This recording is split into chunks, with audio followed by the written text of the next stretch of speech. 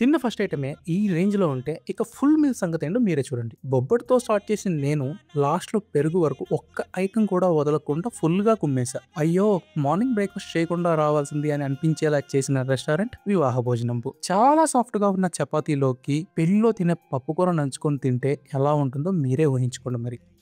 వెజ్జే ఇలా ఉంటే, non veg మా తడాఖా ఏంటో చూపిస్తామని మటన్ కర్రీ, ఫిష్ పులుసు, రొయ్యల ఇగురు, చికెన్ ఫ్రై, ఎగ్ మసాలా ఒక్క ఐటెమ్ కూడా బాలేదనడానికి లేకుండా చేశారు. ఈ రేంజ్‌లో నా నోరు మూపిస్తే నేనెందుకు నెగెటివ్ రివ్యూ ఇస్తాను? ఫుడ్ బాగుంటే బాగుందని, బాగోకపోతే బాలేదని చెప్పడమే నా రోల్. ప్యాషన్‌తో చేశాను, పాసిపోయింది తిను, పైసల కోసం చేశాను, పరమాన్నం తిను అంటే కుదరదు. ఫుడ్ బాగుంటే కేజీఎఫ్ రేంజ్ ఎలివేషన్, లేకపోతే కాటేరమ్మ జాతరే. ఇక మిరియాల చారు, సాంబార్ అస్సలు మిస్ అవ్వద్దు. మొహమాట పడకుండా ఇంకో బొబ్బట్టు అడిగి మరి కుమ్మేయండి. నా ఫేవరెట్ పినా కొలాడా అదే చెమచెక్క కూడా నెక్స్ట్ లెవెల్ ఉంది. వెజ్ కూడా ట్రై చేసాం, సేమ్ అదిరిపోయింది. దొండకాయ మసాలా అయితే అస్సలు మిస్ అవ్వద్దు. Veg meal ₹399, non veg meal ₹749. మాకు టోటల్‌గా ₹2645 అయింది. మరిన్ని హానెస్ట్ రివ్యూస్ కోసం ఫాలో అవ్వండి. నేను మీ బకాసురా.